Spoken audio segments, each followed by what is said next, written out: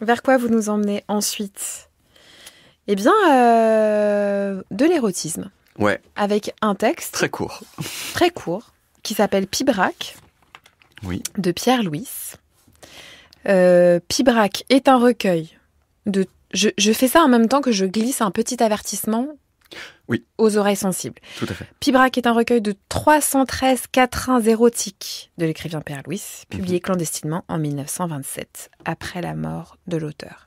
Oui, et c'est en fait donc des comment ça s'appelle des quatrains, des séries de 4 alexandrins, des quatrains, et il imite, il fait semblant que c'est des leçons de morale, de dire c'est pas bien de faire ça, c'est pas bien de faire ça, c'est pas bien de faire ça. Sauf que évidemment quand on fait une liste de c'est pas bien de faire ça, bon bah on dit les trucs que c'est pas bien de faire et ça devient une liste de ces trucs, comme tiens une liste des lieux à ne pas visiter. Parce qu'ils sont trop porno. Bon bah du coup ça devient une liste des endroits porno en fait. Et bah c'est exactement ça aussi. Et j'en ai choisi un qu'on peut lire à la radio, parce que la plupart sont vraiment beaucoup trop porno. C'est marrant que vous parliez de liste, parce qu'on a retrouvé une archive où vraiment on peut tout à fait se moquer de nous-mêmes, parce que c'est une forme de caricature d'émission de France Culture de 1978, où il n'y a que des gars qui parlent de la poésie érotique de Pierre Louis, et ils disent que c'est un auteur presque fétichiste des fiches et des listes. On écoute. Pierre Louis était un maniaque de la fiche, car de la fiche ou du catalogue ou du dictionnaire. Mais tout ça dans sa jeunesse. Et pendant que vous parliez tout à l'heure, je regardais 2 pièces que j'ai apportées. Une qui s'appelle Glossaire érotique, qu'il a écrit en 3 jours au pied du Vénusberg, donc pendant l'un de ces séminaires wagnériens auxquels il assistait en été, dans lequel il fait un catalogue en écrivant en haut de chacune des pages de cet important ouvrage qui fait au moins 350 pages, pas ouvrage, mais important... catalogue, encore une fois. Non, mais quand il est vierge, c'est pas un catalogue, c'est un gros cahier. C'est un gros cahier de 300 ou 400 pages, où de son écriture manuscrite, il écrit dans l'ordre alphabétique ce qu'il appelait son vocabulaire érotique. Ça commence par ablution, ce qui est déjà très significatif, car pour lui, l'érotisme, c'est pas seulement les mots crus, mais c'est l'ablution, avant ou après, abreuvé, abondant, et ça se termine 300 ou 400 pages plus loin par tribadi, tribade, je ne sais pas quoi. Ce qui est amusant, pour revenir à ce que disait Meunier, c'est que on voit là comment Pierre Louis est velléitaire, car les premières pages sont très remplies, et à partir de la lettre D, il n'y a plus rien.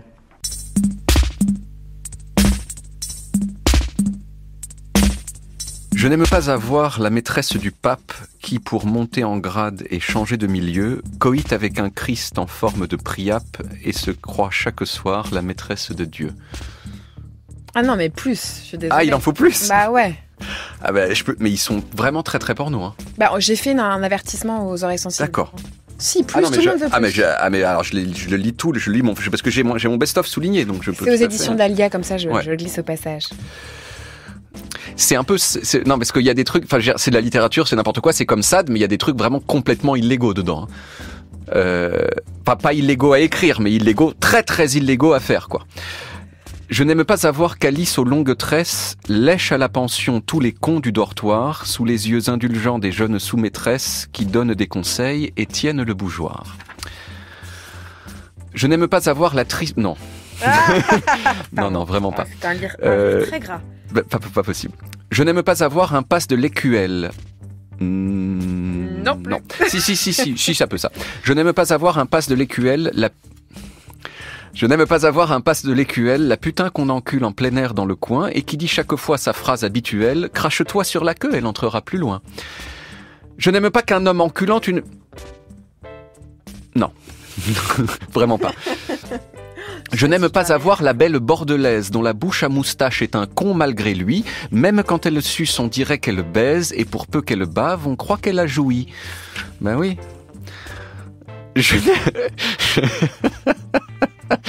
Je n'aime pas la nonne à la vulve très noire qui, pourpre ayant rompu son dernier godemiché, se fourre au trou du con sa madone d'ivoire et savoure à loisir l'horreur de son péché. Ça y est, c'est bon. Ok. Allez, stop, ça suffit.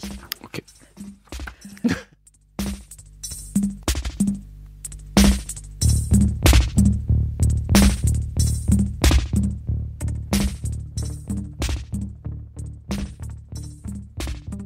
Le vrai truc de ça, c'est qu'en fait, c'est pas du tout excitant, c'est drôle.